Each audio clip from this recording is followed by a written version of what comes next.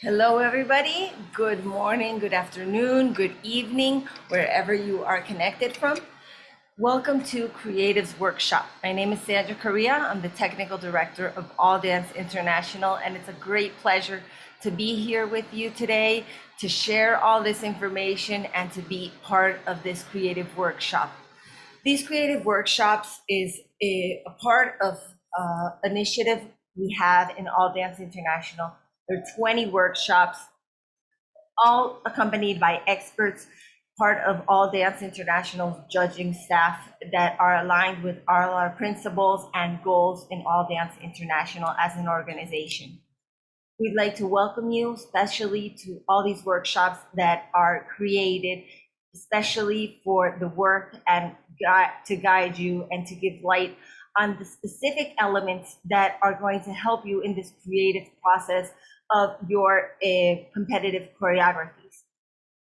Knowledge and these elements are the main factor that are going to be a part of this creative process.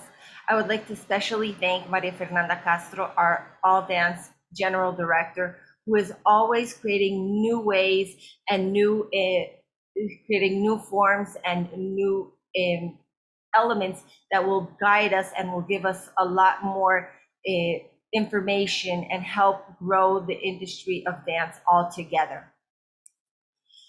These workshops are specially designed for every one of you, and as I was telling you, there are 20 workshops with every one of the details. We've had several. Our first one has a lot of elements, of general elements that can help you. So if you haven't seen it already, it's on YouTube. You can go watch it as many times as you need, because today we're going to see some specific elements of some of our categories. We have more than 20 techniques, more than 40 different modalities, and we're going over specifically everyone and talking about some elements that are fundamental and that are going to help you and give you guidelines for all of this competitive process and competitive and creative process. Now, when we think about creativity, we think about originality, we think about divergent thinking, we think about creative thought, we think about imagination. Now, this creative process, the knowledge is going to be the main fuel for all this creativity, for all this creative, to ignite the creativity and the imagination. So let's say knowledge and imagination are working together to create this element that is so important, that's creativity. So we're here to guide you and to give you that first element, knowledge. Now, the imagination I cannot give you. So what we do with this information is going to be very specific to each of you. And that is one of the most beautiful things we can see in dance and in these creations, that everybody puts a little part of themselves in these creations. And that is the beauty of dance. Dance is a living being that grows with us, that evolves just as humans do, as music does, and that is what we see in every one of the performances that you bring to life on stage. As I was telling you, there are 20 workshops. Some of them we've already been able to share, some of them not yet. Today we are on a special one that we have a special guest with us to share some very important information. He is a passionate of dance. Remember, all this time is in Panama time. So look at your timeline to see when you guys can connect. It would be a pleasure to have you live. You can ask questions. We can guide you. If not, on the comment section, go comment, and we are very glad to help you and to guide you in all this process.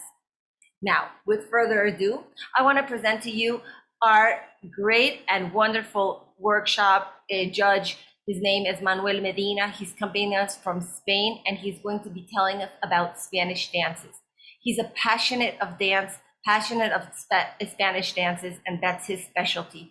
And he loves to always keep on studying and is a very important part of our all dance staff. So I want to welcome y darle la bienvenida. Manuel, bienvenido. Muy buenas tardes, gracias, bienvenido, muchísimas gracias, soy muy bienvenido, bien hallado, muchas gracias Sandra, a ti por tu presencia, evidentemente a Mafe, a All Dance y a toda la familia de All Dance. Vamos a profundizar un poquito en las danzas españolas. Muy bienvenido y muy contento de estar participando en este workshop. Muchas gracias a ti. Of course, he is very happy to be here with you to share some information, his knowledge, to help you out and to guide you in this specialty of Spanish dances. Now, in Spanish dances, we have, that is our technique, Spanish dances. And inside these Spanish dances, we have 5 different modalities. Each one has its own characteristics, its own little details that make it different, even though they're in the same family and the same technique. So here he's going to share with us at each one of these modalities, what are the main elements that are part of this specialty and what makes it unique to this technique. Okay, so let's go and start one by one. Así que Manuel, te doy la palabra y vamos entonces a iniciar con Bolera School o Escuela Bolera.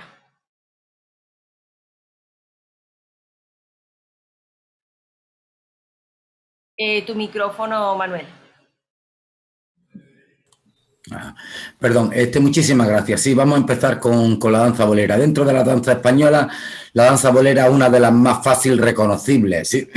Primero y principalmente por su vestuario. El vestuario que tiene es muy goyesco, muy barroco, así como los peinados. El tipo de zapato que utiliza es un zapato más bien de carácter con un poquito de tacón y la forma de bailar la danza bolera. La danza bolera es muy difícil, muy compleja, hay que tener mucha base de ballet clásico, pero en diferencia a esta disciplina, el propio ballet clásico y a la danza clásica española, una de sus características peculiares es que es muy quebrada de cintura. Por otro lado, también utiliza ciertos pasos que son muy de la danza bolera, como son los pasos, la jerezana, puede ser, por ejemplo, los destacados, la vuelta muy quebrada, son específicos de la danza bolera. El uso de los elementos dentro de la danza bolera también es muy importante. La danza bolera es muy difícil porque bebe un poquito de todas las fuentes, si bien mucho del clásico, ¿vale? Pero utiliza los palillos, son un elemento muy esencial de la danza bolera, así como también utiliza también mantón y utiliza también el zapateado. Como he dicho, que bebe bastante de todas las danzas, está muy influenciada por el flamenco, porque la escuela bolera nació en Andalucía. Entonces la escuela bolera en ciertos bailes y en ciertos momentos utiliza también el zapateado, con técnica más bien de flamenco, un poquito hacia abajo sin saltar, etcétera, ¿vale? Entonces la escuela bolera es muy fácil de definir por su propia ejecución, cómo se ejecute, ha dicho, muy quebrada, con los pasos específicos que tiene, jerezanas, destacados, vueltas quebradas, el uso de palillos, el uso también del zapateado, si bien no zapateados tan complicados, ritmos más básicos, pero se utiliza zapateado y tiene algunos, y es muy reconocible también por la música de la escuela bolera. Hay algunas que son muy conocidas, como el Rey de la Curra, no sé, los boleros el jaleo de Jerez, hay boleros, la escuela bolera tiene unos pasos que se llaman una especie de fandangos que se llaman boleros, y la propia sevillana bolera. Entonces nosotros podemos hacer dentro de la escuela bolera, utilizando esas técnicas de la escuela bolera y con la música de la escuela bolera, podemos hacer sevillanas, que también tienen su propia música de sevillanas, pero tienen su propia música. En muchas ocasiones son sin cante, solamente rondalla, ¿vale? Entonces, y esas sevillanas son de una manera especial, se bailan de una manera especial, no son iguales que en las sevillanas del clásico español, que en las sevillanas populares, que en las sevillanas flamencas. Con eso, observando esos detalles, nosotros podemos hacer una presentación de escuela bolera con todo lo que caracteriza a la escuela bolera y obtener así la puntuación adecuada a la presentación que estamos haciendo de escuela bolera. Perfecto, muchas gracias. So I'm going to translate. A lot of the terminology is in Spanish because it's a dance that was born in Spain. It developed in Andalusia, and it's it began with the popular dances in Andalusia. And that is one of the main elements that has the characteristics of Bolero school. It's a very hard and complex style of dance. It has a lot of classical technique in its style of dance. The costume, well, the dresses, the hair are very particular, and it's very in a Baroque style. And it's easy to recognize. The shoes are a little bit different from normal Spanish dancing shoes. The heel is small in order to give it more lines, and they also use some footwork, but it's a smaller heel than what we normally see, and it's very particular of this type of dance. One of the characteristics of this dance that we can see, it's very, let's say, broken on the hips and in the midsection of the body. There's a lot of big and large movement, like broken movements that are part of the turns and a lot of part of the elements. We can see styles like Jerezana that has some particular steps, and this also a physical element that gives it a very different view when we see this dance. Sometimes they use, or it's common to see the use of elements, or let's say like props in this type of dance, like shawls, the footwork, or palillos that doesn't have a specific translation. So this is specific elements that normally we can see. The music is also very particular, and it uses special music normally, and a lot of the musics they use are boleros that doesn't also have any translation. We keep the name as it is. And we also have a specific type of dance that is very common to different styles of Spanish dance that are sevillanas.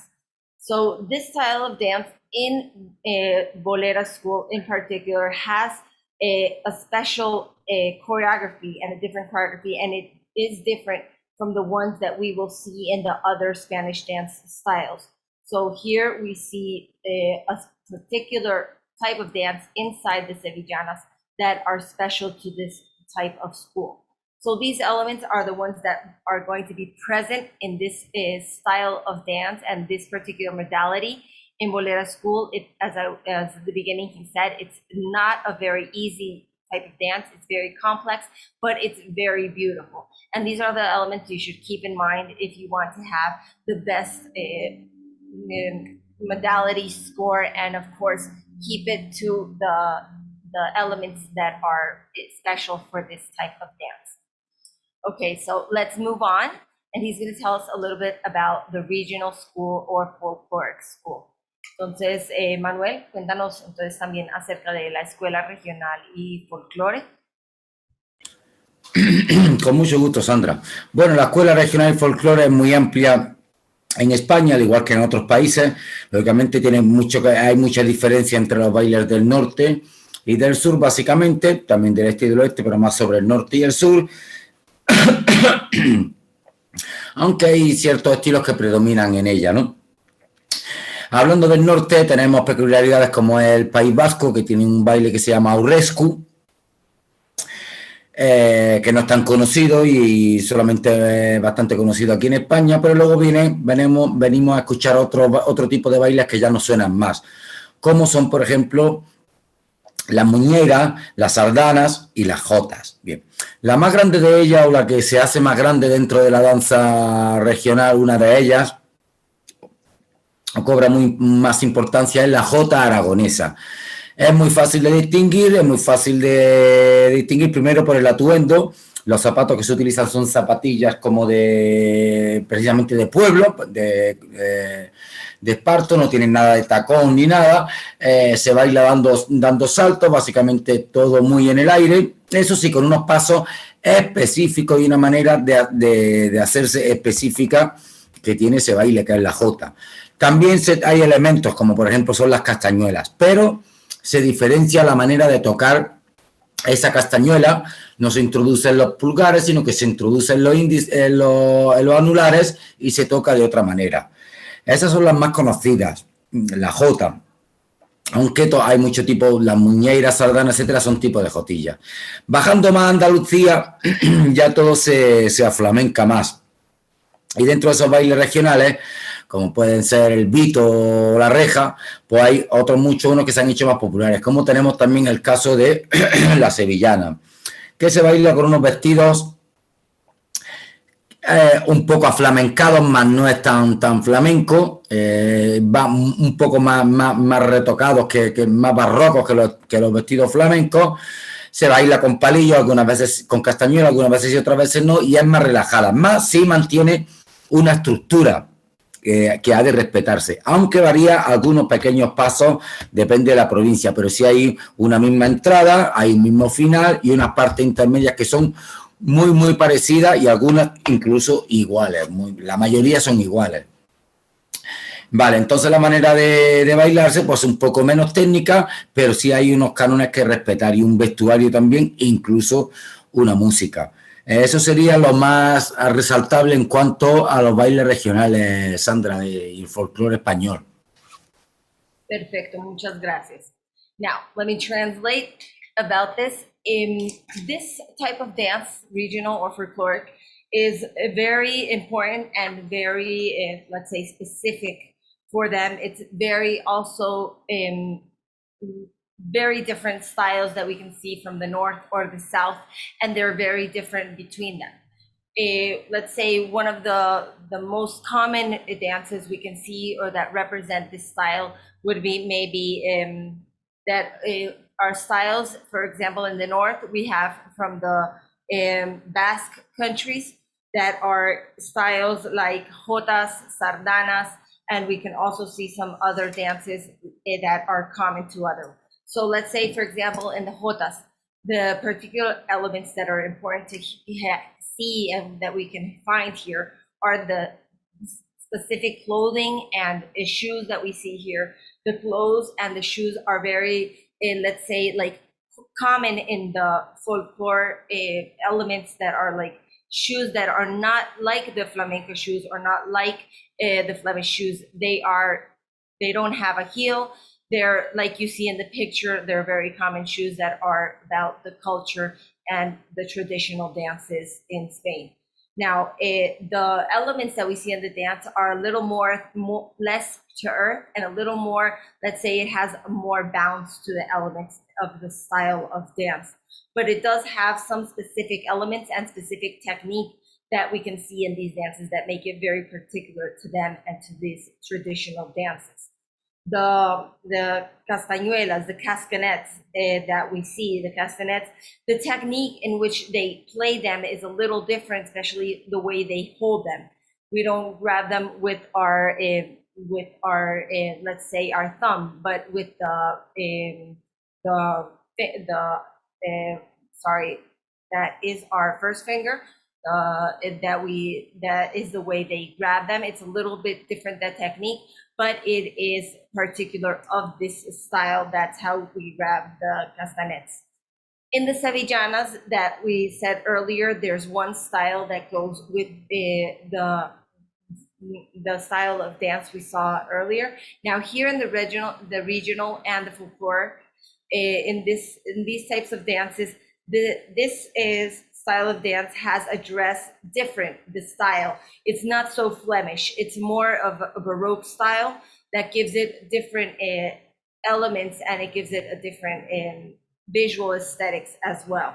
So in this, we can say it may be a little less technical in the style that we saw from the one before, but that doesn't mean that it doesn't have a specific technique. Just in Bolero school, it has a lot more specific, like classical technique. Here, it's a specific technique of these dances, and the music is going to be a very important element in this style of dance, and which dance in particular we are going to be dancing from these regional dances. So it's depending on the region we're going to represent, and all these national dances, it's very important to keep alive this culture and what city it came from, what's the story. So for each style, we have a specific dress. We have everything that tells us where it's from, and it has a specific style.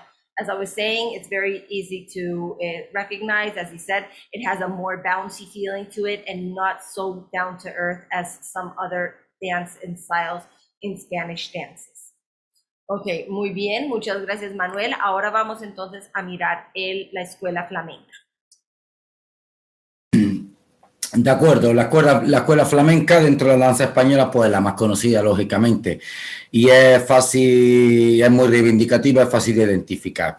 En primer lugar, el vestuario que tenemos de la escuela flamenca, pues ya se sabe cuál es, los colores son muy diversos, pero sí hay más o menos un trasfondo con los vestidos con lunares, colores muy atrevidos, volantes, el arreglo del pelo, etcétera, es muy particular. Y los zapatos de flamenco son muy particulares. Igualmente ocurre con la música flamenca. Pues es muy fácil de reconocer, son palos flamencos, alegría, bulería, soleá, rumba, tango, etcétera. Ahora, la técnica, lo que vamos a utilizar, la técnica que nosotros debemos de utilizar si nosotros nos presentamos en esta modalidad de flamenco es la técnica más propiamente flamenca. ¿A qué me refiero con eso? Bueno, el flamenco, aparte de estar influenciado por muchas otras danzas, las danzas españolas, lógicamente, tiene su propia forma de zapatear. En el flamenco no es la única danza que se zapatea, pero sí tiene una manera especial de zapatear. No es como, por ejemplo, el tap, no es el baile irlandés, ni siquiera es como la escuela bolera, que es más suave, zapateo, sino que es un zapateo fuerte, enérgico, pero al suelo, sin saltar, haciendo plié y estando a tierra, que se llama, ¿vale? Esa es la manera de zapatear el flamenco. Entonces, no por poner música de flamenco y hacer unos zapateados, si estamos saltando, no estamos haciendo técnica flamenca. En el caso de los giros, también son muy reivindicativos los giros del flamenco, muy especiales. El flamenco tiene sus giros específicos, giros de tacón y giros de rodillas, que son propios de esta danza flamenca, piruetas flamencas, que tiene una manera de hacerse, poniendo el empeine detrás del tobillo y con la pierna en andeor en vez de en andedán. Aunque también incluye vuelta quebrada como la danza bolera, etcétera, ¿no? Vale, pero eso sería, esas vueltas son, esos giros son los tradicionales de la danza flamenca, para que nosotros estemos verdaderamente haciendo flamenco. Importante el ritmo y la expresión, el aspecto emocional del flamenco, ese es muy importante, que estamos transmitiendo, y el ritmo, lógicamente, para hacer flamenco. Aparte de todo esto, lo que las sevillanas, por ejemplo, no es un palo flamenco. En cambio, los fandangos sí son un palo flamenco. El uso de los elementos en el flamenco es también muy variado. Va desde el mantón, mantoncillo, mantón, gran mantón, abanico, pericón, e incluso la castañuela también se utiliza en el flamenco, más no en todo el flamenco. Hay algunos palos que son específicos para la castañuela, como pueden ser seguirilla, toda la familia de la seguirilla, martinetes. En alguna ocasión también se puede utilizar palillos si hacemos un zapateado. No me estoy refiriendo a la técnica de zapatear, sino a un palo de flamenco que se llama el zapateado. Ahí también lleva palillo, pero en general también lleva bastón. El bastón se utiliza para bailar martinetes, para bailar palos que no llevan guitarra, ¿vale? Esos son los elementos que utiliza el flamenco. Aparte, lógicamente, también de la expresión y el movimiento de las manos. El movimiento de las manos es muy importante, y también la postura que reivindica que estamos haciendo escuela flamenca y no estamos haciendo escuela clásica, sino las manos, la posición de la mano y la característica de la mano, lo que estamos expresando con esas manos es también muy reivindicativo del flamenco. Es más permitido, por ejemplo, los codos en la técnica, no tienen que estar tan livianos como en el clásico español. Entonces es muy diferente hacer una composición de flamenco, estar bailando flamenco, que hacer una composición de clásico español un poquito flamencada, que lleve algo de zapateado, ¿de acuerdo? Y lógicamente también luego está la ortodoxia de los palos del flamenco. Cada palo del flamenco tiene una manera de hacerse que hay que respetarse. Si nosotros tenemos en cuenta esos pequeños tips, estaremos dentro de la modalidad flamenco, haciendo flamenco, bailando flamenco, y estaremos 100% ajustados a nuestro deseo, ¿no? A lo que queremos presentar. Y es en diferencia de, como ya he dicho, por ejemplo, utilizar una música de clásico español un poquito flamencada. En que yo creo que más o menos ese sería el resumen sobre la escuela flamenca, Sandra. Perfecto, muchas gracias. Well, as he was saying, in this particular school, that would be flamenco school, or let's say we translated Flemish school, is it's the most, we could say it's the most popular style of dance in the Spanish dances. It's worldly known. It's one of the most practiced styles of dance. It has very diverse styles in colors we can see in the dresses and in the whole attire that we see in this. The hair is very particular of this style, the way they use it. The shoes, these shoes do have a higher heel. They're not soft shoes. They're, let's say, with they're hard shoes that allow the sounds, because one of the elements important and present in this dance is the footwork. The footwork we see present in different styles of dance, but they're very different. For example, tap dance, Irish dance, they have also elements that use footwork. But here in Flemish or flamenco style, well, the way we use this footwork is going to be a little different. Here, one of the elements that's most important in this footwork is the connection with, let's say, the earth, down to earth. It's a movement going down, and it's a hard, let's say, a very strong movement of the feet. We use a lot of plie, and as he said, it's in connection with the earth. The turns, it also has some specific turns. For example, heel turns, or what they call V turns, or the foot behind, for example, the ankle. These are some of the typical elements that we see in the turns that are part of this specific style of the Spanish dances. So those are one of the elements that we can see. For example, he was telling us about the Bolero style, that it's more, let's say, it's very broken from the hips. Here, it's not. The angle is not the broken angle that we see in the other school, but the type of the turns are going to be on heels, or the knee turns that are different. One of the important parts here also is the rhythm and the expression that goes with this style of dance. So that's going to be one of the important things that is going to be expected and looking for in this style, specific style. Here, we see different styles of dance that in Spanish, they're called Palos De Flamenco. The literal translation would be sticks. These resemble, like, say, the branches of a tree. So I think the correct translation might be the branches. But these, let's say, branches are we could say, the styles of dances, and that is going to have a specific movement, music, a specific movement, and they all have different types of counts. They have different styles. We have, for example, the Sevillana that we talked about it earlier.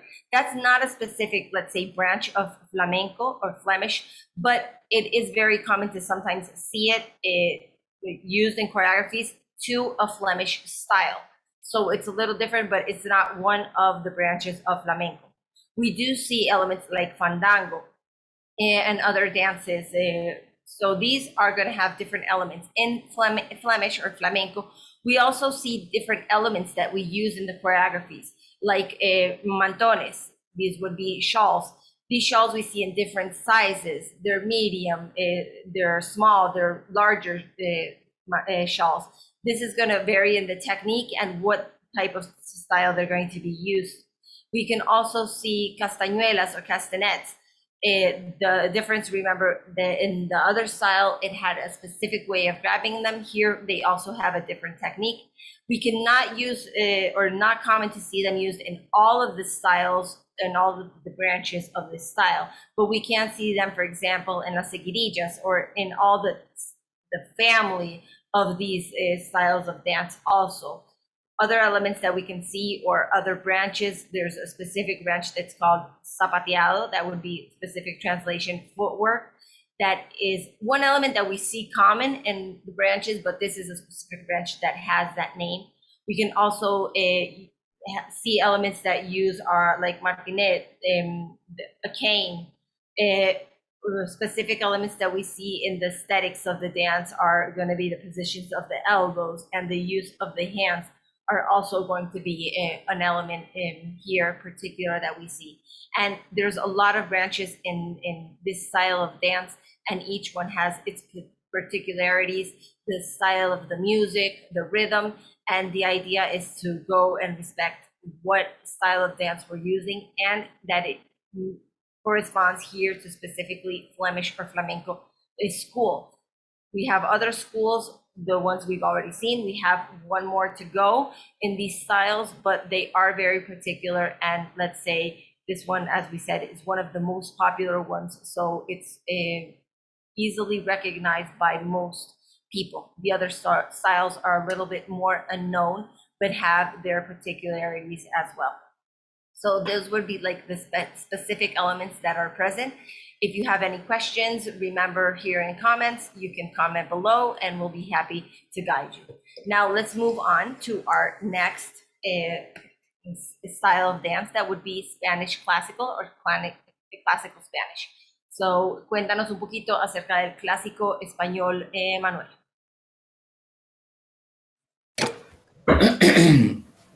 Ok, la danza clásica española, bueno, en verdad también si nos atenemos un poco a lo que vamos a lo que vamos a hablar, va a ser muy fácil de reconocer. La danza clásica española también igual lógicamente bebe un poquito del flamenco, bebe un poco de los bailes tradicionales y bebe también lógicamente de la escuela bolera y como no, pues del ballet clásico, de la gran obra de la técnica del ballet clásico. En diferencia, si nosotros queremos presentar una obra, una coreografía de danza española, ya bien sea una de las que hay hechas ya, como pueden ser Capricho Español o Boda de Luis Alonso, Suite Española, etcétera, o bien una composición libre. Bueno, la diferencia, primero guarda las líneas, guarda unos pasos, hay pasos que son tradicionales de la danza española, como ya he dicho, y que son diferentes de escuela bolera o del flamenco, por ejemplo, como son los rodalzanes, como es la vuelta fibroartada, etcétera. La diferencia básica entre la escuela bolera también, no solamente la única, pero sí muy básica, y el clásico español es la postura del cuerpo. En la escuela bolera, como hemos dicho, es muy quebrada. Sin embargo, el clásico español es mucho más amplio de pecho, es mucho más abierto en posiciones, mucho más grande, más amplio, cuartas más grandes, todo mucho más estilizado, ¿sí? Se llama también danza estilizada. Los zapatos, el vestuario también, pues, en español es muy fácilmente reconocible, no es como el flamenco, ni tan barroco como la escuela bolera, ni tan goyesco como la escuela bolera, pero sí, pues, es de carácter español, ¿vale? De hecho, los zapatos que utiliza para bailar el clásico español se llaman zapatos de carácter, que nos permiten zapatear a la vez que también hacer los otros movimientos, ¿de acuerdo? Los elementos que incluye la danza española son todos también igualmente. Bueno, hay algunos que no son tradicionales de la danza española, como sería el bastón, pero sí son todos los demás, como es el mantón, como es el abanico y como es lógicamente la castañuela. Pero todos ellos hechos con la técnica española, haciendo en el caso del mantón hay que hacer pliegue hacia abajo, en el caso del abanico hay que darle la vuelta a la muñeca de la manera correcta, etcétera. Y manteniendo, como ya he dicho, siempre mucha atención a las líneas, estilizando bastante más las líneas y teniendo en cuenta todos esos detalles de las bases del ballet clásico. La música, como ya he dicho, es fácilmente reconocible, la música española. Algunas de las obras ya están y algunas de las coreografías pues ya están hechas e incluso están con copyright, pero hay otras muchas que son de libre interpretación, como Orgía de Turina, el propio Carmen de Bizet, etcétera, etcétera. Entonces, a la hora del zapateo, igual en las danzas españolas, en diferencia con el flamenco, en el flamenco podemos permitirnos un poco más centrarnos en el ritmo y en el zapateado, no tanto en la estética, no estar alargando tanto, por ejemplo. Sin embargo, el clásico español siempre guarda esa estilización, ¿de acuerdo? Aunque se está zapateando sin saltar, evidentemente. Entonces esos son los tips que diferenciarían. En el caso de la sevillana, una sevillana de... Nosotros queremos presentarnos en el clásico español, sí podemos hacer una sevillana. Esa sevillana sí o sí deberían de llevar castañuela en este caso, ¿no? Y guardando los pasos, porque la sevillana del clásico español tiene unos pasos que son básicos. Bueno, pues en el caso, por poner un ejemplo, en el caso de la primera sevillana, hay un pas de bourrée que se hace en el clásico español. Ese pas de bourrée se estaría llamando jerezana si estuviéramos haciendo en escuela bolera, y aparte es más saltado. Si estuviéramos haciendo un baile regional, simplemente sería un traslado hacia la izquierda o hacia la derecha, terminando posicionándonos hacia lo que vamos. Y si estuviéramos haciendo algo flamenco, pues no tendría cabida ninguno de esos matices. Esas son las diferencias básicas sobre el clásico español, la danza bolera, el flamenco y el baile regional. Perfect. Now, he was telling us about the classical Spanish style. It's also a very, let's say, easy to recognize style. It's a mixture, let's say, of some popular dances, Flemish, flamenco, bolero school, and some classical ballet. So all these elements came together to create, let's say, this Spanish classical style. It has different elements from the other dances. The choreographies, we can do free choreographies, or some choreographies are already, let's say, known, or they are part of different plays or different already choreographies that we see in a whole scene from some of these plays in dance that exist inside the Spanish classical school. We see specific turns different from the other styles. Here, the Gibraltar turn. It's a very stylized dance. It's also sometimes called stylized dance inside Spanish culture. The shoes are different from the Flemish shoes. They're known as character shoes because they allow the same elements for the footwork, but it also allows movement, because the lines here and the projection is very important in this particular style of Spanish dance. So we can also see the use of some elements like canes, like fans, like shells that we see in the others, but they do have some particularities in some of them. For example, when we use fans, small or big, the use of the wrist is going to be very particular and very important in the use of this. The music, we can find music normally. A lot of the music is known for part of different plays. Some of the normal we can see are like Capricho Español, Las Bodas de Luis Alonso. These are some of the characters and some of the dances that are known, and it has specific music where you can do your own creation or use parts of the choreography that is already existing. We also can see the difference between the sevillanas that we've talked about earlier in the different styles. And when we see a sevillana interpreted or danced in this classical Spanish style, some of the elements that will be present and that you can see the difference is one, of course, the stylized movements. But for example, here we should be using castañuelas in the sevillanas, because that's part of the importance and part of the elements that compose this style of dance in this specific techniques. For example, some of the, let's say, the movements that we see, since it has an influence in the classical style, well, we'll see elements like pas de bourrée, where in other styles, that pas de bourrée would be, that pas de bourrée would be interpreted in a different way. It would be just movement and in moving, or in other styles, it would be footwork, or in other styles, it would be a different execution of these elements. But here, pas de bourrée is going to be one of the elements that we can see in the movement. And that's just one example of different elements that we'll see in this choreography. So those are most of the, let's say, the main differences that we'll see in this style, apart from the other styles. The posture is going to change also. Here it's a more open posture of our upper body. So it takes that a lot from the classical style. So here we're gonna see a lot of these elements likewise. So here we find that the aesthetics is going to be a lot different from the other styles that we have already seen.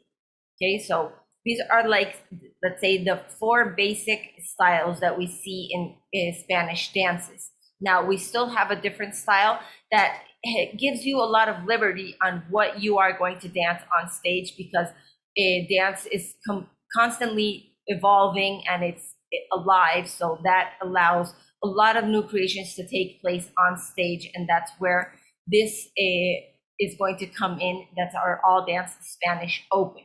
Now Manuel is going to tell us a little bit about what we can find here in this style and what's going to be the characteristics. Entonces, cuéntanos un poquito acerca de el all dance open españolas y qué serían las características.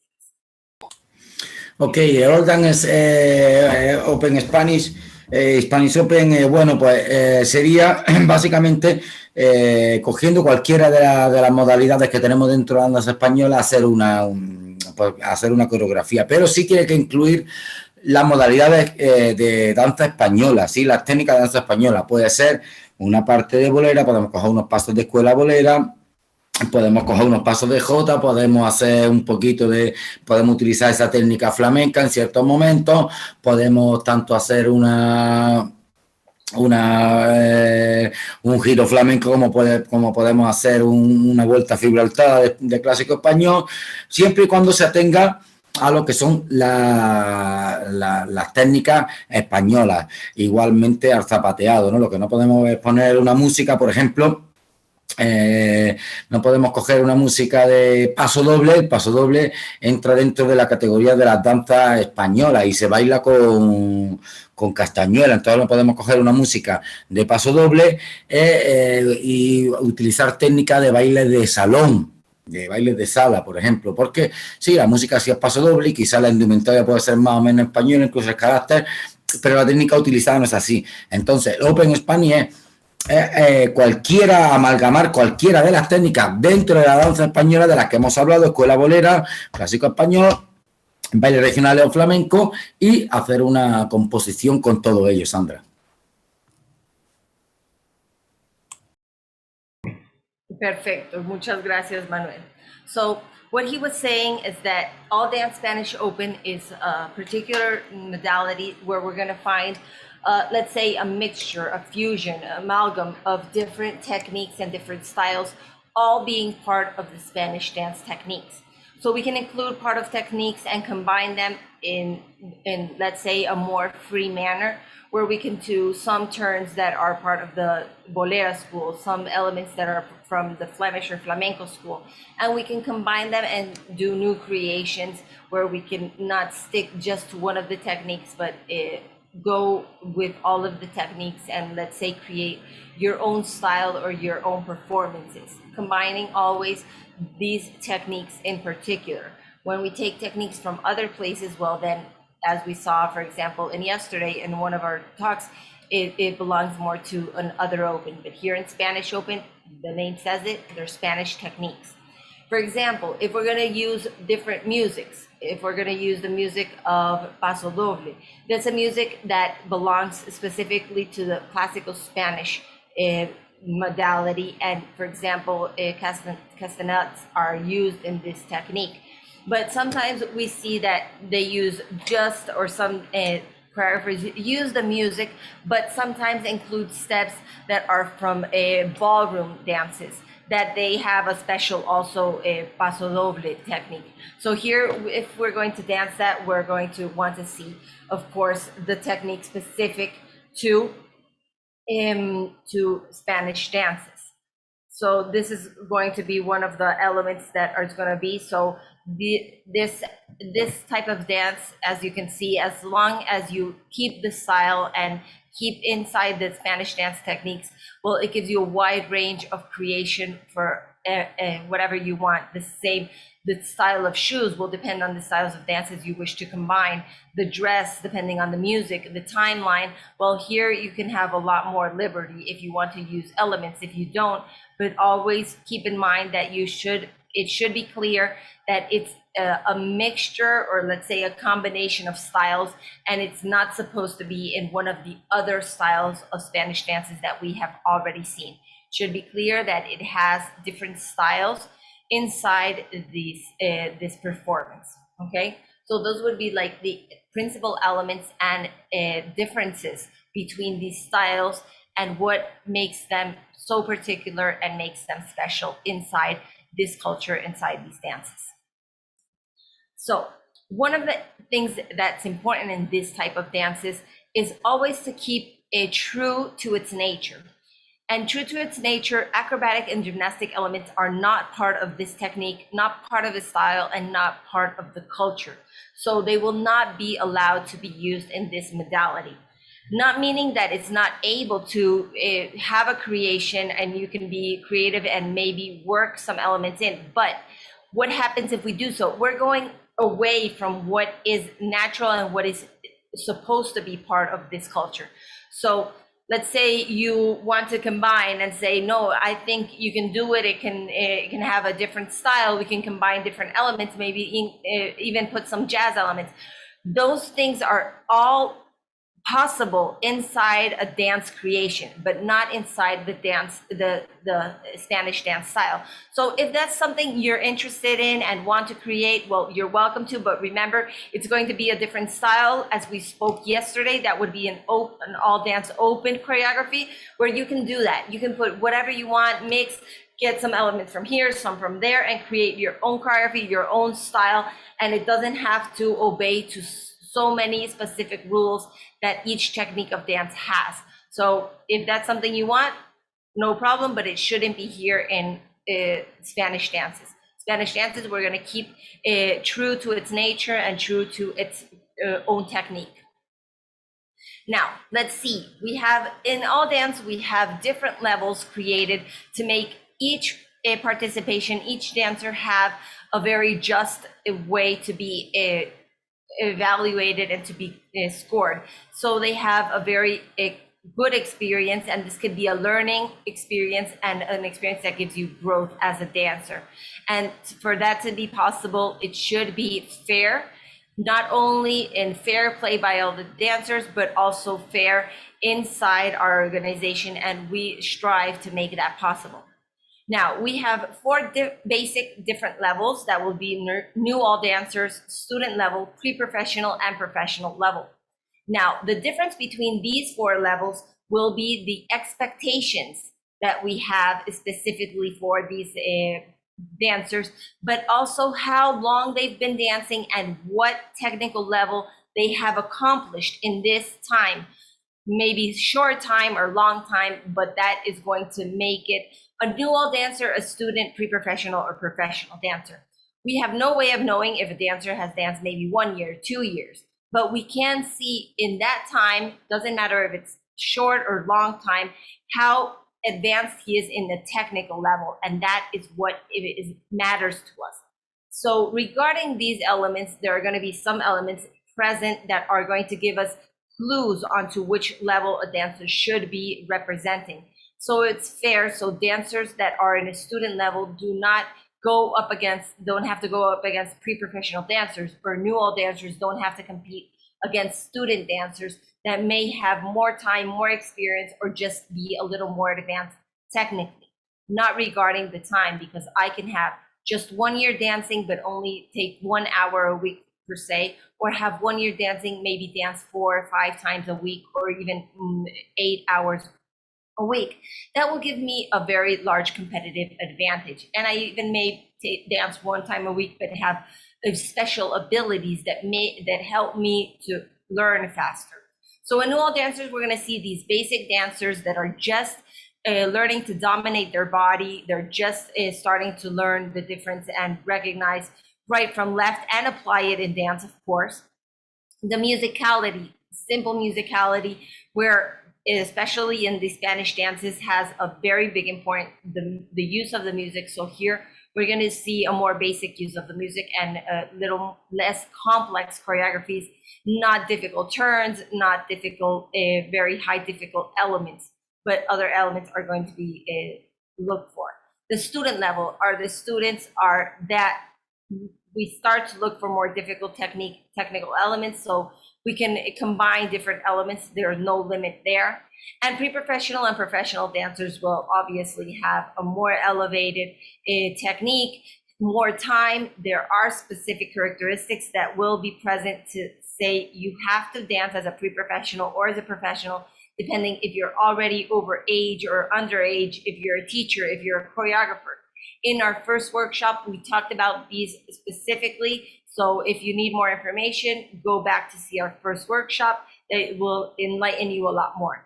And we have our open levels where we can see sometimes new dancers dancing with student dancers in student open. So there we can see new dancers and student, and we can combine or create new elements from all these levels. And we have our open pro where we can see pre-professional and professional dancers dancing together. And we can see our open for all ages, all levels, large group open productions where we can see new dancers dancing with even professional dancers if you wish to do so. So in order for it to be fair, it should be that everybody is in equal conditions and everybody knows what they want to go up against. So you can only dance professional and amateurs or students in this specific level. Now, Manuel is going to tell us a little bit about the elements that he and the judges in Spanish dances are looking for, specific a little more to these different levels and what they are expecting regarding to this level of dance inside the Spanish dances. Entonces, Manuel, cuéntanos un poquito acerca de las expectativas con respecto a los niveles para estas danzas españolas que podemos encontrar. Ok, Sandra. Bueno, pues dependiendo en correspondencia con los niveles, la expectativa, bueno, pues para los new dancers, la expectativa es pues, una coordinación básica de brazos, de cabeza, el aprendizaje de la coreografía, un uso básico del espacio y igualmente sentido musical y rítmico, pues muy básico, golpes fuertes, etcétera. Así como en el caso de flamenco, de escuela española en general, de la danza española en general, los zapateados, pues igualmente son muy básicos, básicamente yendo con los golpes fuertes, y el uso de los elementos, ya sea mantón, abanico, no se le exige demasiada técnica, sino más bien, pues eso, que vaya acorde con la coreografía un poquito, ¿no?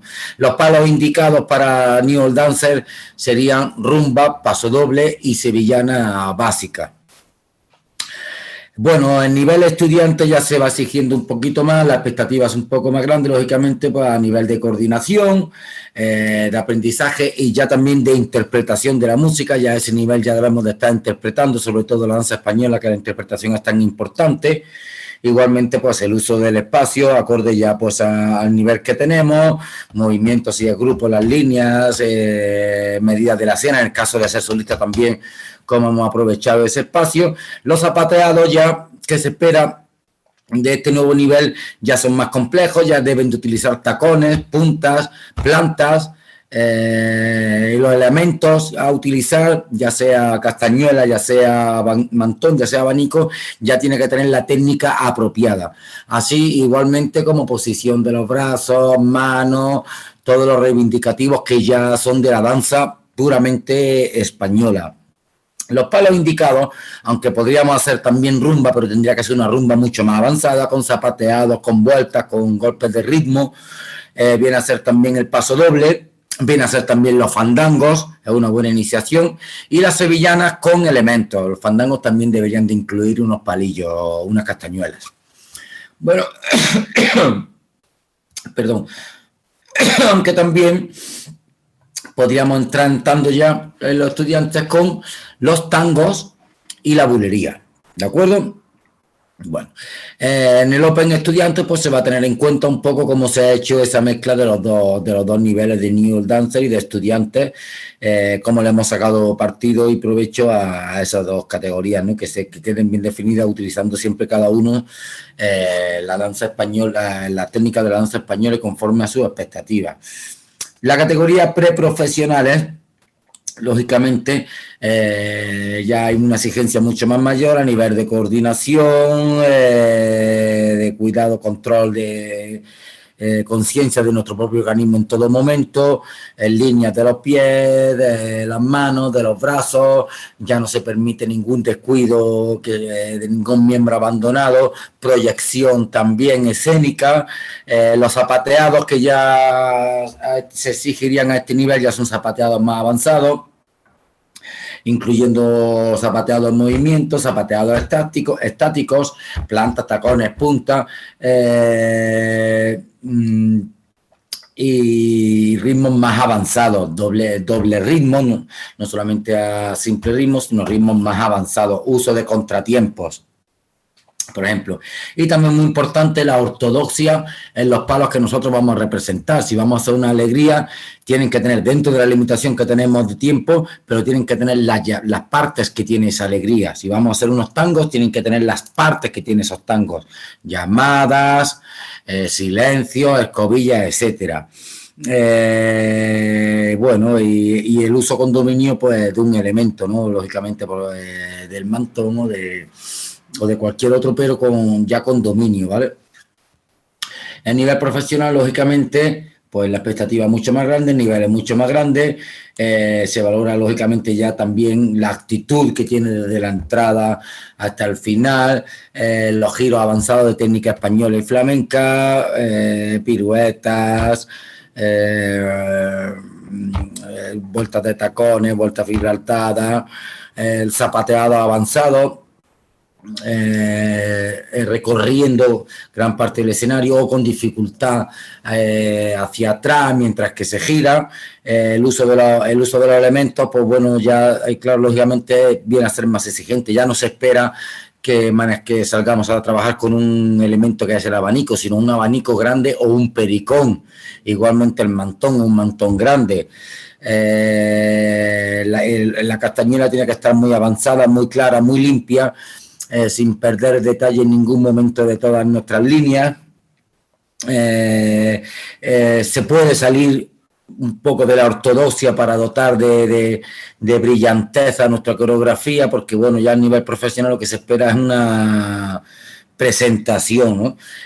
Cualquier palo del flamenco se puede hacer a nivel profesional, pero cae su peso que, bueno, pues una rumba es poco, unos fandangos es poco, aunque sea por muy difíciles que se hagan. Entonces ya vienen a ser palos del flamenco más importantes, como puede ser la guajira, la soleá, la seguirilla, ¿de acuerdo? Bueno, en el caso de la escuela bolera, la exigencia es muy grande, ya deberíamos de hacer obras que ya están establecidas, como, pues no sé, Goyescas, la obra de Goyescas, el bolero de Ravel. Ahí sí hay que conservar la ortodoxia. Lo que nosotros podemos incluirle es nuestra brillantez propia y nuestra interpretación. Y en el caso, pues, del clásico español, pues obras como Quijote, como cualquier otra obra que tenga también el Ballet Nacional. ¿De acuerdo? Esa sería un poco la exigencia. La transmisión emocional es muy, muy importante. Básicamente, bueno, pues tenemos que ver un show, un espectáculo, ¿sí? Y en la categoría Open Pro, bueno, pues hay que tener en cuenta, pues, que se van a amalgamar, pues, esos dos niveles, tanto el nivel profesional como el nivel profesional, ¿no? Entonces, en la categoría Open Pro, pues vamos a tratar de jugar cómo se han amalgamado esos dos niveles. Sí, cada uno respetando, ya sabemos que lógicamente pues hay un nivel que es más grande y que es más exigente, pero cómo nosotros hemos sacado partido y provecho de cada bailarín en su nivel para esa coreografía. Eso sería un poco, básicamente, Sandra, la exigencia o las expectativas que tenemos sobre los niveles, a grosso modo. Perfecto, muchas gracias. Okay, so keeping in mind the elements he said and trying to be the most faithful I can to the idea he's trying to project. The different levels, the expectations are obviously different from not only the age, but from, like I was saying, from the experience and how much they have advanced in technique. So, for example, in the new all dancers, well, it's expected basic coordination in arms, head, feet. Well, in the basic elements, the basic learning elements in the choreography, some basic use of the space, basic musical and rhythm sense. Obviously, it's not a very developed sense, but it's the beginning that's very important part in these dances. The basic sounds and elements in the footwork and the zapateado, use of basic elements like shawls or fan that are, let's say, the easiest and the most beginner's element if you do include elements in the performance. In group choreographies, the group movement and the placement and the spatial awareness is also one of the elements that is starting to be developed in these dancers.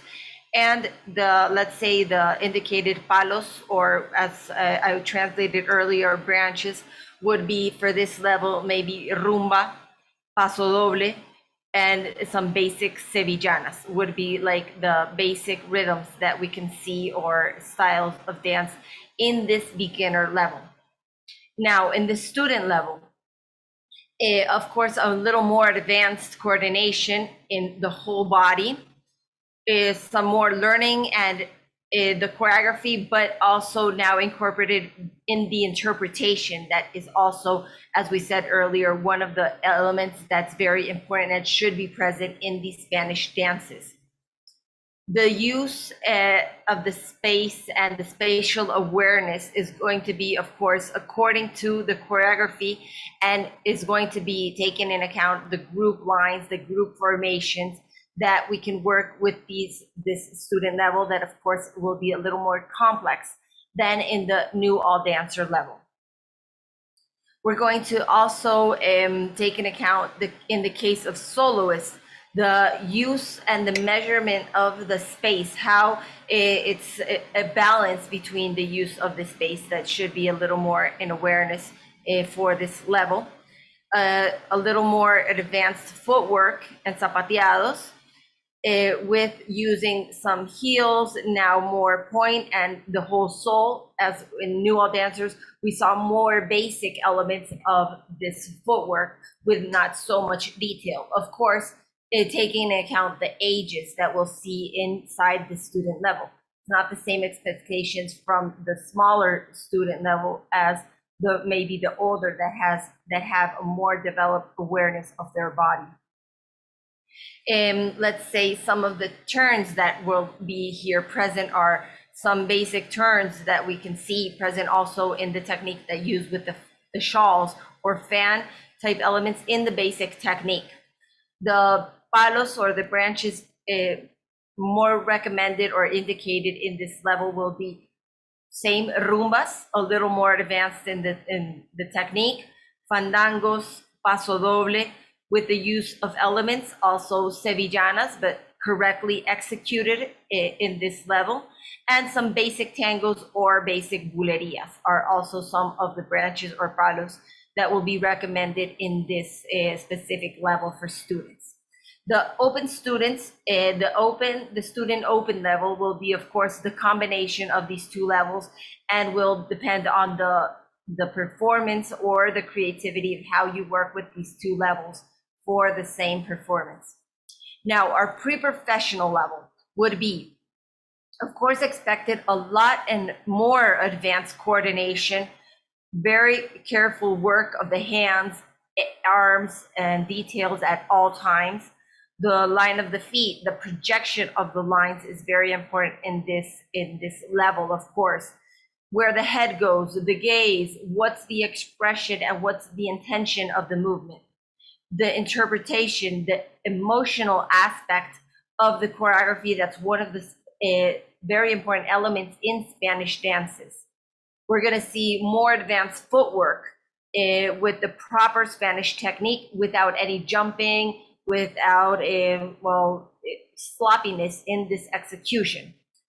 More advanced rhythm and use of different elements as with the head and more elements of the technique specific for these rhythms and the use of the whole foot, the details of these, the use of the rhythms. We're going to see orthodoxy in these elements executed and in the palos or branches, sticks, however you name them, and more advanced group movements and spatial awareness. The presentation of these choreographies and to the beginning, the middle, and the end should be very clear in the execution. The use with very good dominium and domain of the element, if you are incorporating the element in your performance. More advanced rhythms should be, of course, used, like tangos, bulerías, advanced fandangos, alegrías, or in classical Spanish pieces like Torre del Oro, Carmen, or Orgía de Turina, Sevillanas with castanets. So those are elements. If you are using one of the basic rhythms that we use maybe in student level or new all dancers, well, there should be a very important and clear difference in the execution and give it more elements that will say, okay, it's different. This is a pre-professional dancer executing this choreography, so it should be very creative because it's normally one of the basic rhythms that we can see. Now, in the professional level, it's very similar to the pre-professional level, but here we are looking for the elements, but with a lot of the attitude in the performance and the expression, advanced turns of Spanish or Flemish or flamenco technique, static movements and advanced footwork, very good speed in this footwork. That is one of the elements that we can see in professional dancers. The musicality, the time should be very precise, intensity and the modulation that we use in these elements. And of course, as I was saying, the interpretation is a very, very important element in the technique and of course is expected from professional dancers when executed.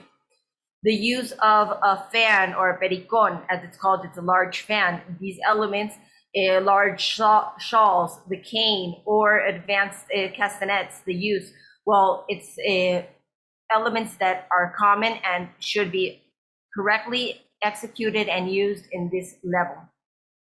We can go now beyond the orthodoxy to endow the choreography with brilliance and geniusness and a very, let's say, particular use of these elements because, of course, it's a professional dancer executing these elements. The palos, for example, tangos, bulerías, professional alegrías that will give specific elements that will take it to the next level.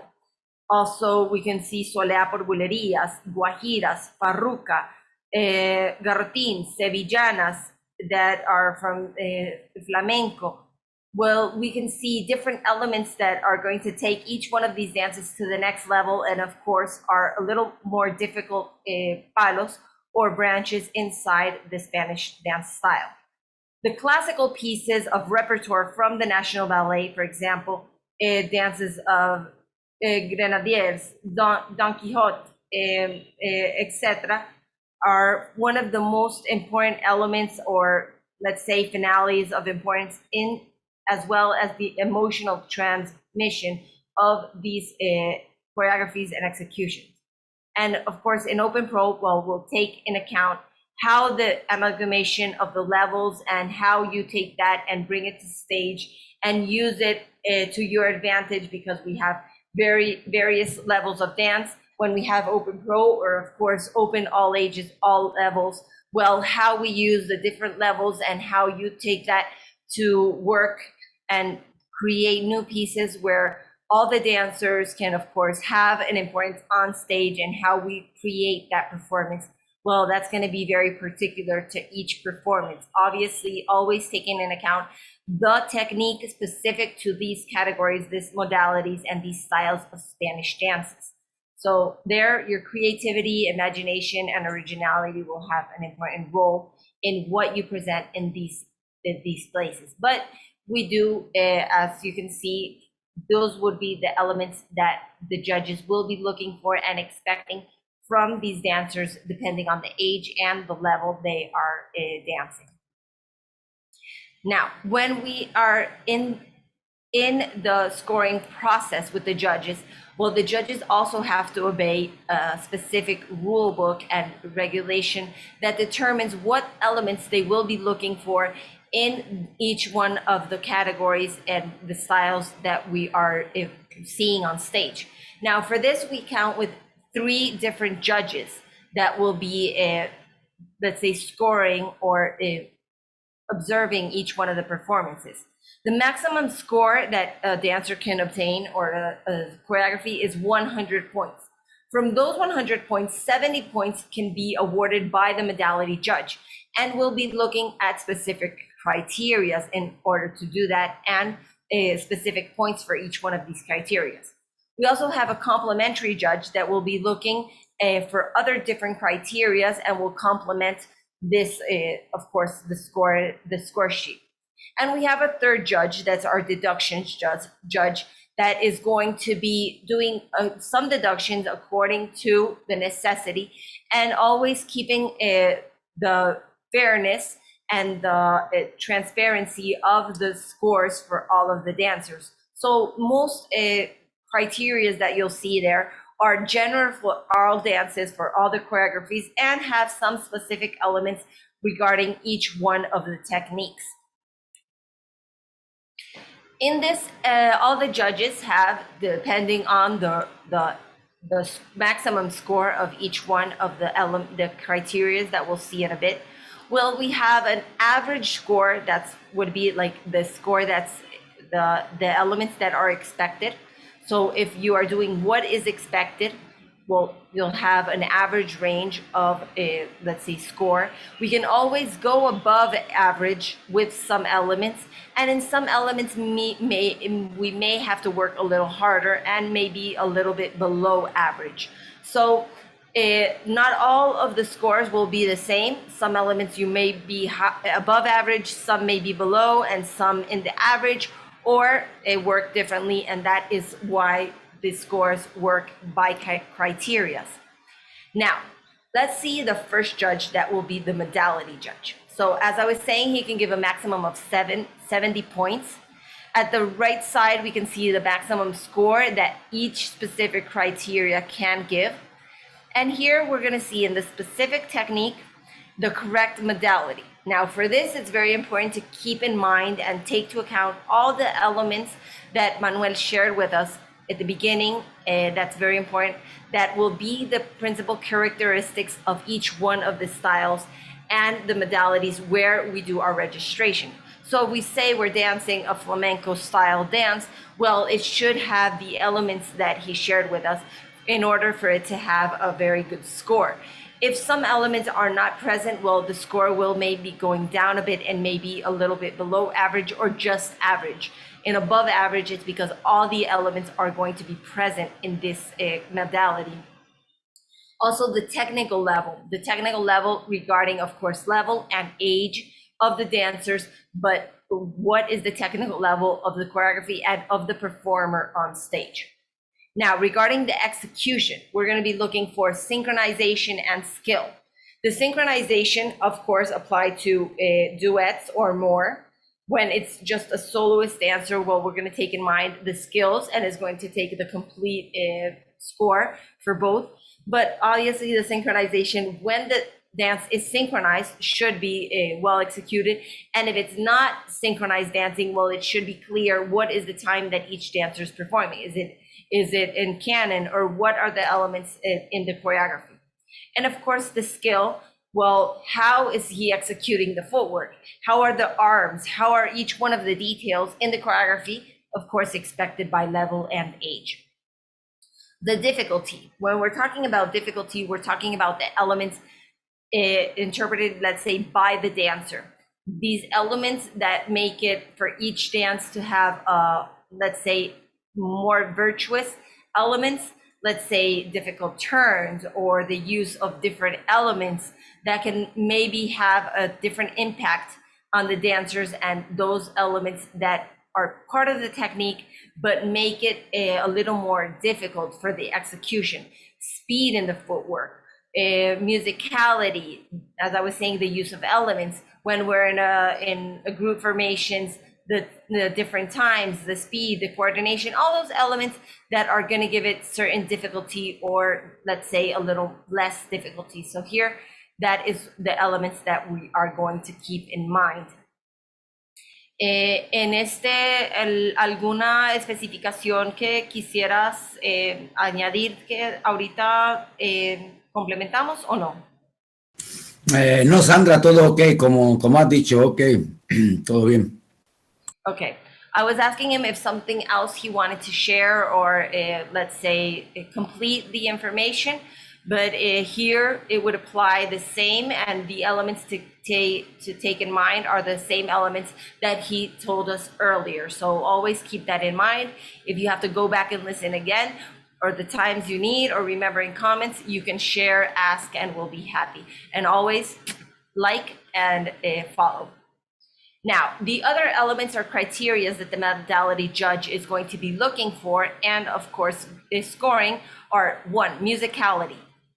In musicality will be two different criteria: musical interpretation, or beat, and music. Now, this regarding the musical interpretation here is going to have a very important role, because one of the elements always present in Spanish dances is that musical interpretation.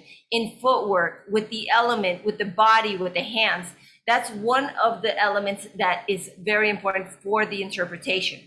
Now, the music, what we're regarding is, normally the music, we have to do it, we have to edit the music, because normally the songs for Spanish dances are very long. So it's, let's say, a short version of the songs that is natural and it's understanding, because it's in the context. Because normally when we see Spanish dances, there's a lot of parts that are very important, and it's normally they're 5-7 minutes, even more in these music. But here we know they're going to be edited, but in that edition, it should be cleanly done, and it should be the according music for that specific rhythm. So here, remember that we told that each style of dance has specific music that goes along with it, and that should be the music inscribed in that specific modality and presented on stage. Now, when we're talking about the choreography, now we're talking about the costume, the wardrobe, or let's say the attire that used in that performance, and the complexity. The attire used should be according to the style and according to the modality. It's not going to be the same dress that we're going to see in, let's say, all of the different palos. Each one is going to have certain characteristics. As we've told, for example, the shoes are different in each one of the different styles and different modalities. It could be one of the differences, and details like that. And the complexity, when we're talking about the complexity here, it's not about the difficulty about the elements inside, let's say, executed by the dancers, but the whole choreography as the total. That's the spatial awareness, the use of the space, the formations, how much elements we're using, if it's a lot of dancers, and the coordination. If it's just one dancer, so it's going to be how we use the space and the elements we incorporate in our performance. And of course, the creativity is going to be an important and a very definitive part of our score, because creativity is always should be present. That's why we're here in this creative workshop. Creativity is how we use all these elements that we've spoken about to our advantage, and to the specific elements that each one of the dancers has their fortes, maybe their weak spots, how we use them in their advantage. And of course, the entertainment. So the entertainment, well, it's going to be an important part, and the entertainment has to do with the choreography, the music, but of course, the connection that the dancer or dancers can generate with the public, with the audience. If they enjoy the performance, well, of course, it's easier for others to enjoy the performance with them. So that's going to have a lot of importance in the interpretation, in the expression, but also in how we use the elements of the choreography to maybe play an important role and make it very versatile and very, let's say, dynamic in their performance. So these are the other elements that will be very important inside the modality judge scores. Now let's see if maybe he has something to complement or not. Manuel, ¿algo que desees complementar o agregar a la información para ellos? No, lo que has dicho tú muy bien, sí, tres cosas muy importantes: la musicalidad, la interpretación musical es muy importante en la danza española, igual que el vestuario, y la creatividad, por supuesto, es muy, muy importante en la danza española, igual que todo lo demás, por supuesto. Claro que sí. Well, no, actually, well, he was saying is exactly the same, and two elements very, very important. Let's say three would be the musicality, very, very important for this dance, for the interpretation, very, and also creativity. It should be present here as it is in all the dances, as in one of the elements that is very, let's say, important to this style. Now, another element that we're going to see that the modality judge is going to be observing, and one of the other, let's say, elements that he's going to be looking is inside the creativity, we're also taking in account the intellectual property. So plagiarism for us is a very important thing that we like to be very detailed, because, well, as creative artists, as choreographers, well, the respect for the choreographers that have come before us is going to be very important. That's part of our ethic work. So we can take those elements and be inspired by other artists, but we should take that as what it is, an inspiration, but not copy the elements that others have created and have worked on so many years before. Of course, in this specific style of dance, for example, in the traditional dances, we're going to see that some traditional dances, or some dances as we spoke, have a certain choreography that has already been established. So that's important to take in mind. If it has copyright, well, we have to respect that. But if it's part of the traditional dances and there is something we should keep the same and not modify, we'll keep that in mind, and it will not be obviously have any penalty for the use of that. But it is very important that you know which elements are important to keep the same and which elements that are not meant to keep the same, but are just part of the creation of another artist. So that will be something important to keep in mind, because, well, creative process has a whole bunch of time behind it, and a whole lot of work, and the idea is to respect that. And if we want to gain respect, well, we have to give it also. The other thing that the modality judge is going to be sharing with us is a feedback. For every performance, this judge is also going to provide us a feedback for the dancers, so they know specific elements they should work on, and next time they can do an even better job.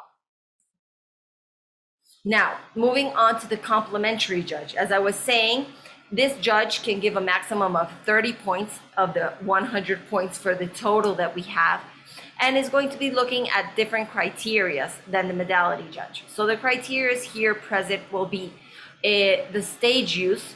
Now, in the stage use, we have 4 different criteria. For example, space. That's the use of the space as a general, not if we fill the space, because if we have a choreography with, let's say, 50 dancers or even 20 dancers, the stage can look full. But are we using the stage? And it will apply the same to a soloist for a group. It's not if we see the stage full, but if we use the stage. So if we move in the stage, we go forward, back, to the sides, and use the space as a total.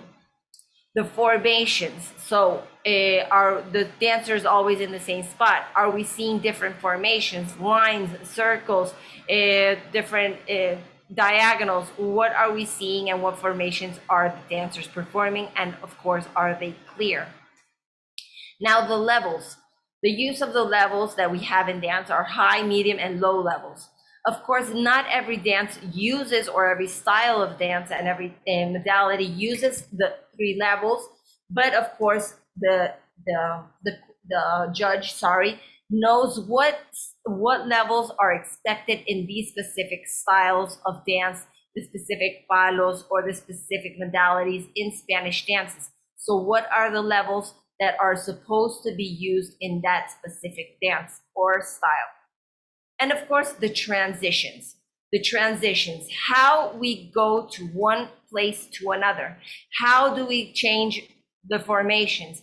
How do we change levels? So the way we do those, the movements is going to be part of the transitions. So are we walking? Are we running? Are we stumbling?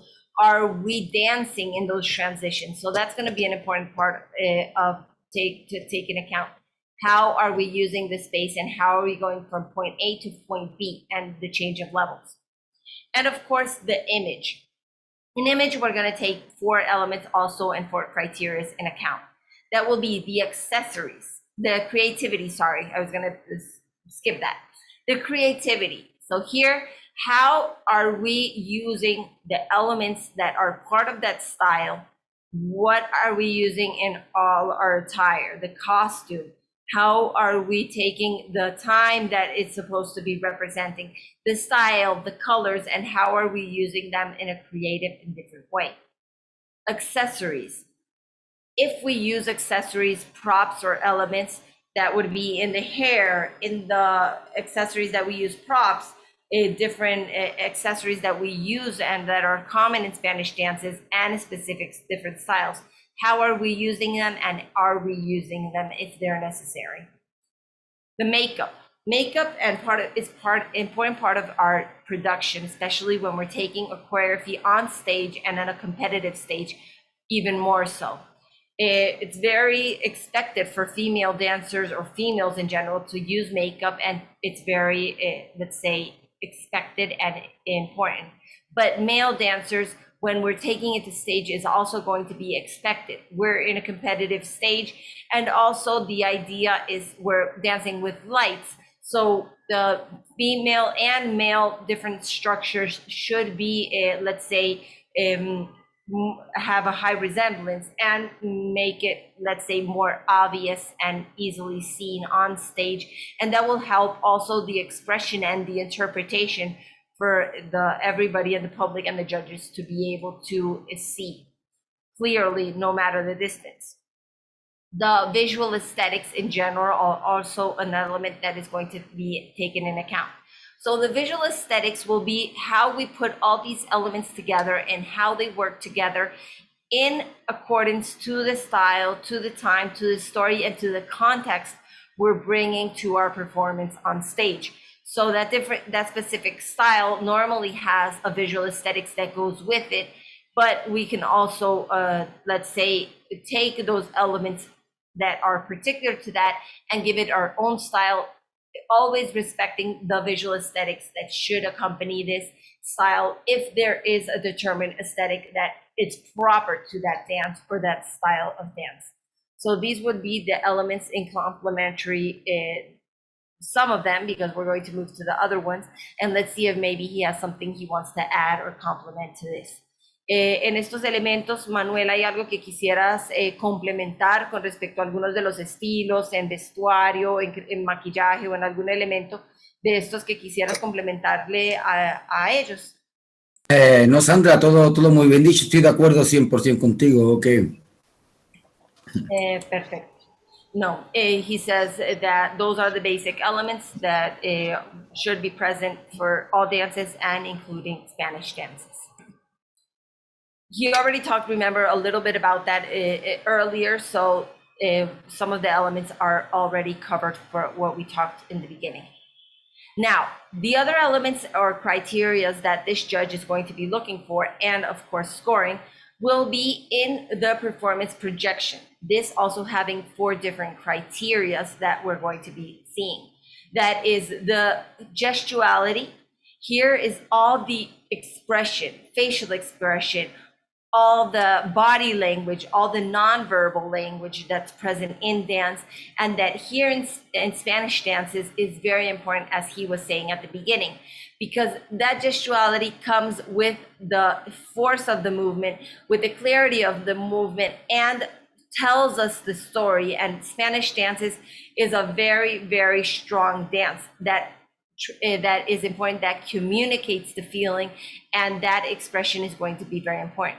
When we are using, let's say, face mask, that in this time of pandemic, soon post-pandemic, let's hope, is an element that by some countries is by law forcefully implemented. So this, what we do is we take it into account and count it as an accessory, as we saw earlier. But here, it's going to make us use all the other elements that we use in gestures, our eyes, our hands, that in this Spanish dance style is very important. How our hands move, what they tell, our body posture is a very important part of the gestuality here in Spanish dances. So that is going to have an even greater importance when we have part of our, let's say, face covered. And that is one of the, I think, positive things that brings this pandemic to dance and to the stage performances. The other element that is going to be taken in account is the authenticity of the character. What is the authenticity of the character? Well, as we spoke at the beginning, each one of the dances, the styles, depending where it is, what timeline, what it's supposed to represent, will have specific elements that should be present to tell us and to maintain that context. So all of the elements in the choreography should maintain the context. Like when he was saying the work of the elbows, the posture, the wrist movement when in some dances. Also, this goes in the complete attire, the costume, the music, the technique used in the steps. All this is part of the character and the style, and is going to be part of the authenticity of the character in this sense. Force of movement. Here we're going to take and we're going to be seeing the clarity of the movement. Is it supposed to be strong? Is it supposed to be soft? For example, in footwork, remember in Flemish or in flamenco, it's a very strong movement as a opposition to, for example, Bolero, that's a little more soft in the footwork. So this is going to have an importance in the difference of the styles, but it should be clear, the clarity of the movement according to the style. And of course, interpretation. And interpretation, we're going to take into account all of this practically put together, how the body language tells a story, how the movement accompanies that expression, and how the character brings us and keeps us focused and keeps us connected and allows us to enjoy and to actually understand what the dancer is communicating through the movement. And in public response, we have public criteria and public support. Here is where all the audience, parents, friends, family, everybody can come and support the dancers. How? Through social media. When it is a live event, through the platform. When it's in the stage, while being there, applauding. The public and that public support is a fundamental and important part of being on stage.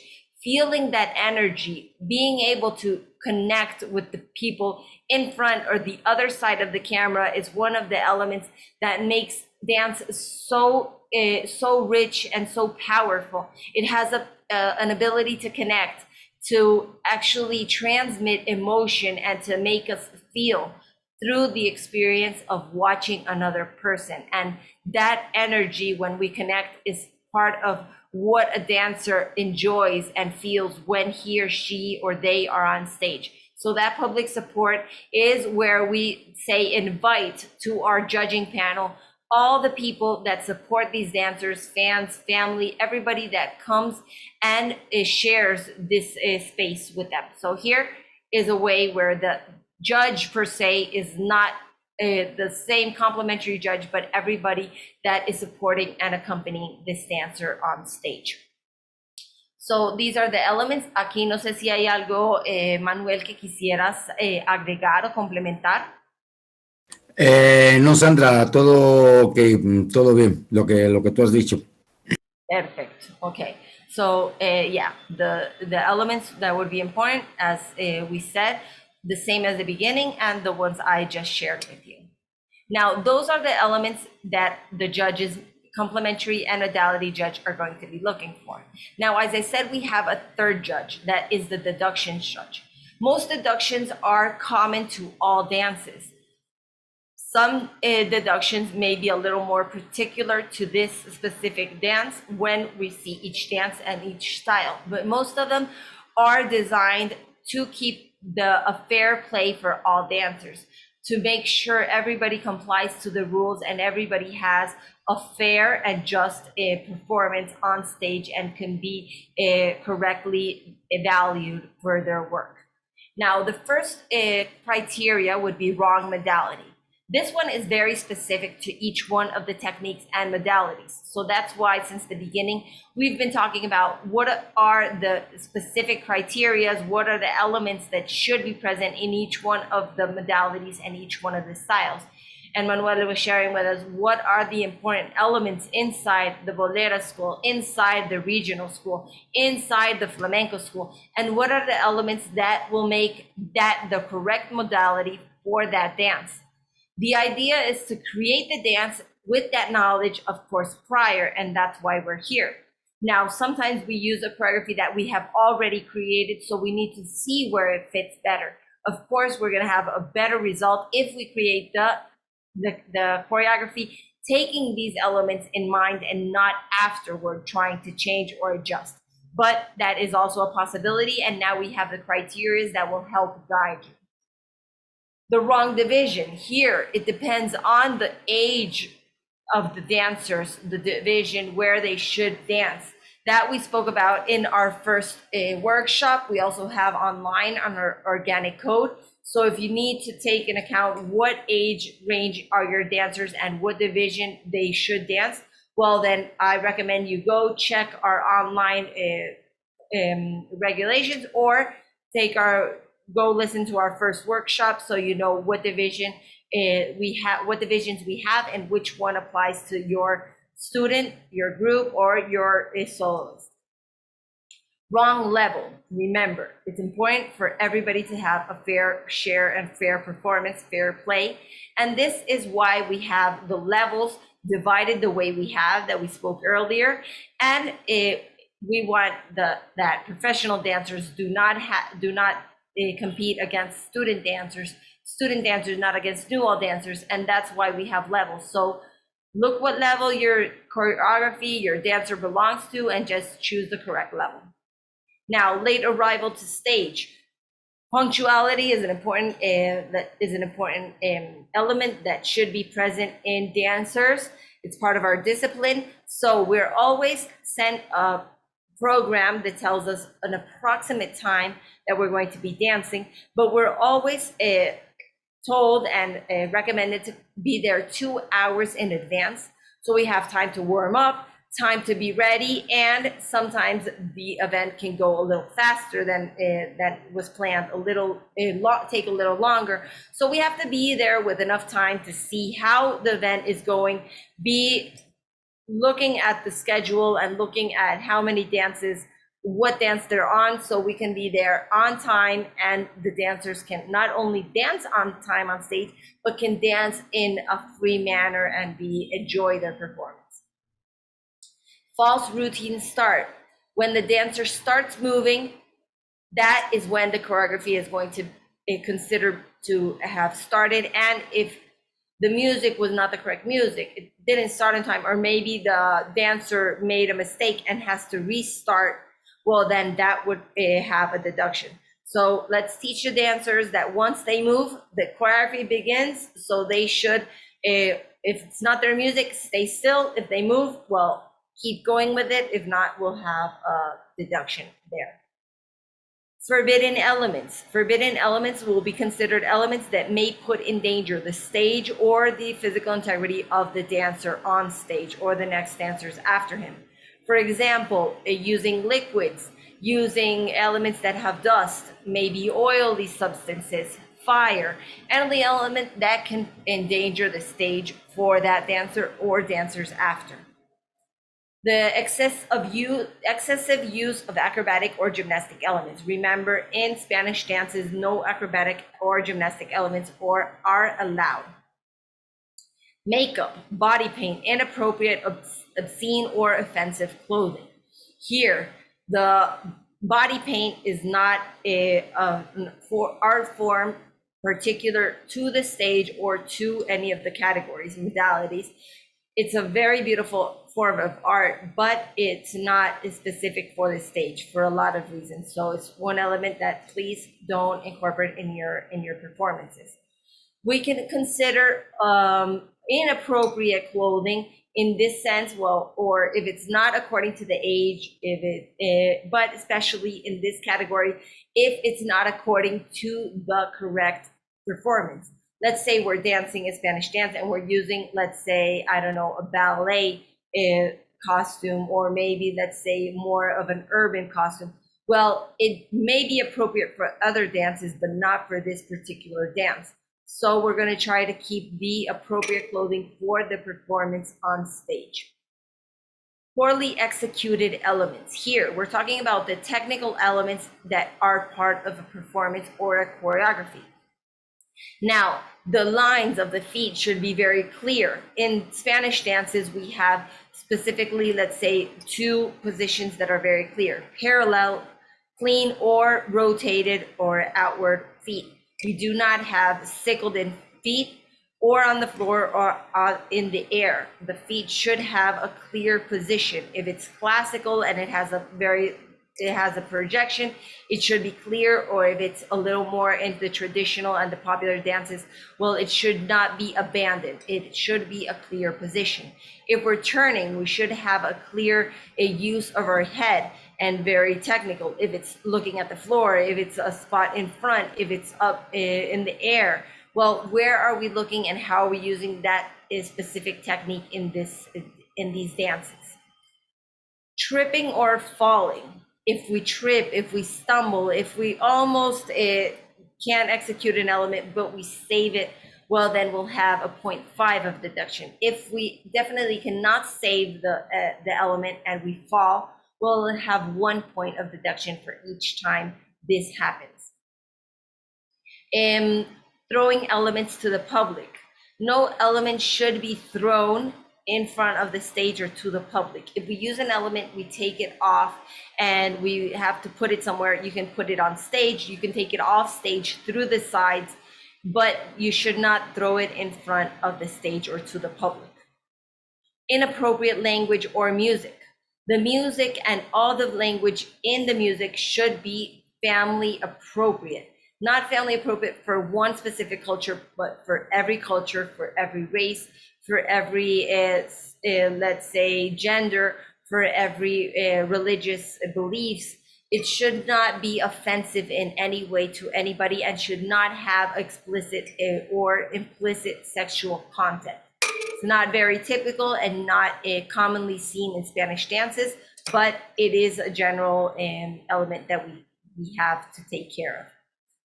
And inappropriate movements would be movements that are not appropriate or for the dance or specifically have a high sexual content to them, regardless of the age. Remember, it's a family public, and that is what all dance pretends to maintain in all of the performances. And the other elements we have in the deductions judge are accidents or falling of the costumes or the clothing. That could be accessories or any element. So try to rehearse with all the elements that are going to be in your performance so they don't fall off. They're correctly sewn to the costume if it's sewn, or if it's a prop that they're using in their hands, well, they know how to use it very well and maybe not have any of the accidents that could be foreseen. Damaged clothing or untidy clothing. Well, how is my hairpiece put in? Is my underwear visible? Are my shoes correctly tied? All the elements that are part of our personal presentation and visual aesthetics. Choreography inappropriate to the division. Very easy. Keep your choreography age appropriate. Altisonance at start, middle, or ending of each routine. Well, we should not have euphoric sounds, try to initiate and arouse the public in any way. The idea is to do it through the dance, through the expression, not verbally. We should not also have either in the music or by the dancers the name of the studio, the name of the school, the name of the performance or the group whatsoever. It should not be present. Some, let's say, verbal expressions or sounds sometimes are part of a dance, especially in popular traditional dances, that will be respected, but if it is part of the dance or the context in the choreography. Is left elements on stage. This is regarding what elements we bring with us on stage, we should take off stage with us. So if we use elements, whatever, and we put them on the floor, or maybe they fall during the choreography, well, we should grab that and take them off with us. So that will be an important element to keep in mind. Use of scenery. The idea here on a competitive space is to tell our story and to use all the elements as part of the choreography to tell and to use the context. So we should not have elements that are just there as decoration or to support an idea. The idea is for them to make it to be part of the choreography and the choreographic composition. So if we're using a chair, it should be used as a prop in the choreography and at least be 30% part of the performance, not just on stage to bring an idea or a context to it, or just start on the chair, step up and continue without ever using the chair again. There it will be considered a scenery and not a prop. So at least 30% of the performance should be the prop or the element should be inside the choreography. Fans, public obstruction of judgment. Now, public should be very supportive and should be, of course, energetic, but in a respectful manner.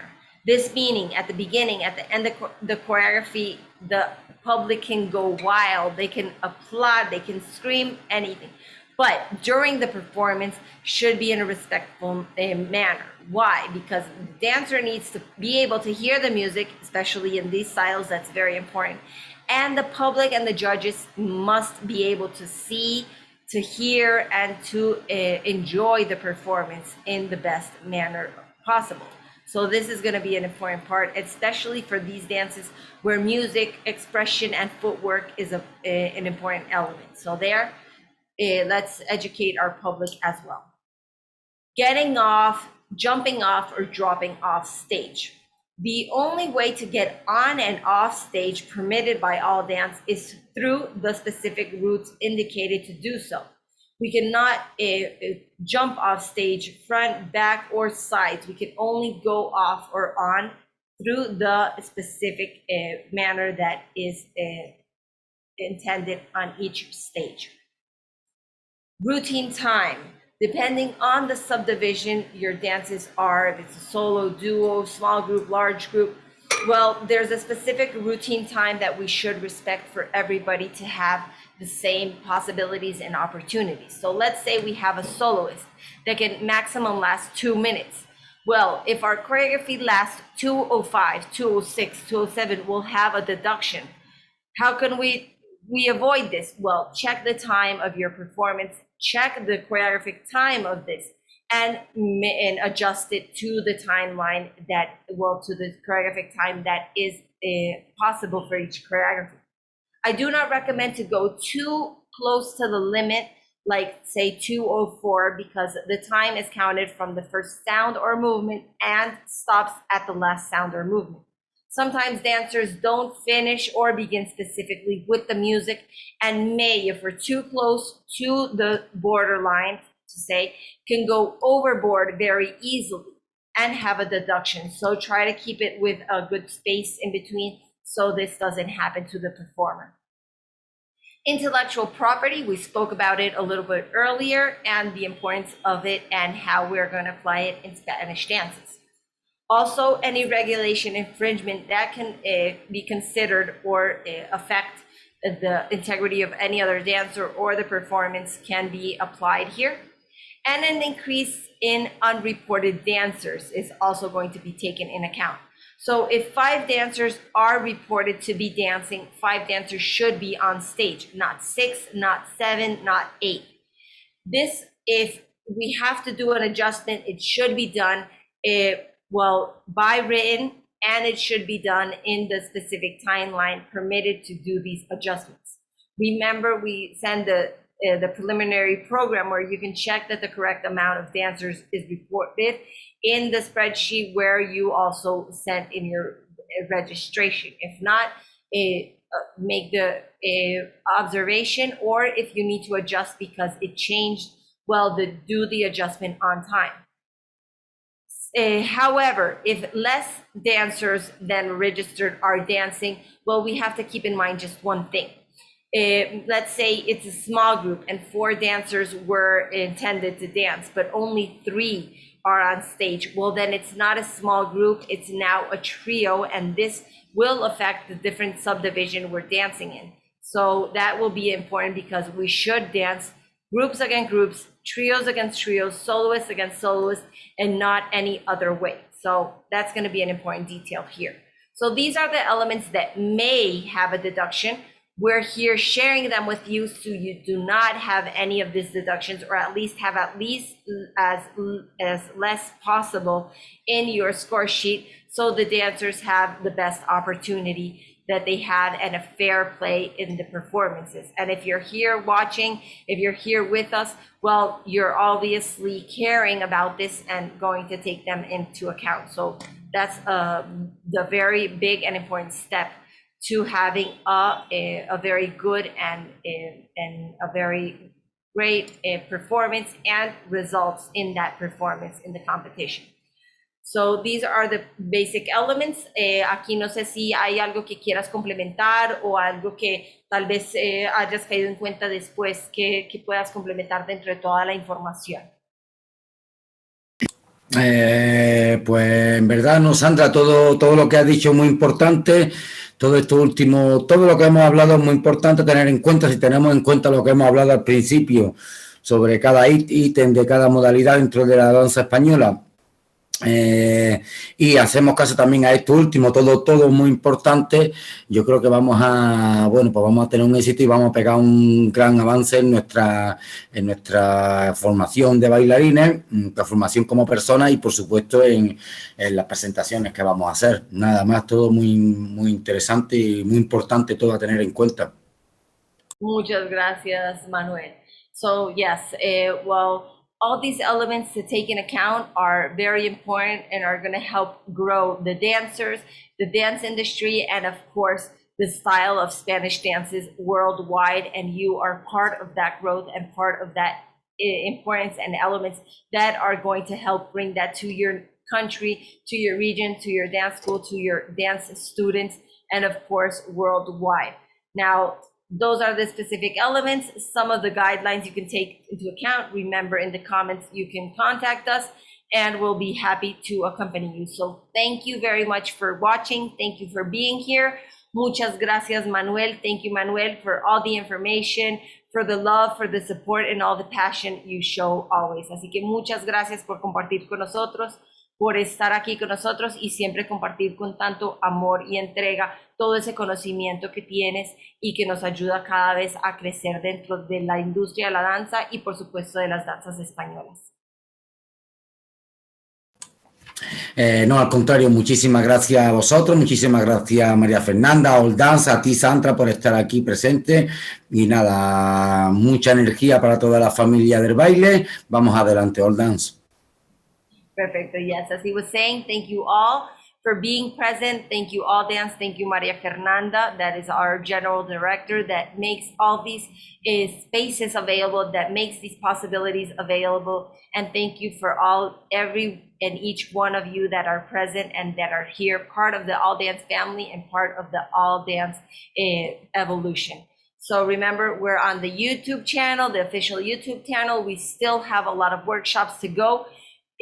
So here are the dates we're going to be connected through March until 25th of April. These are the times. Remember, we're in Panama time. And well, nothing. Hope to see you very soon. Keep in touch. Kisses and see you soon. Bye-bye.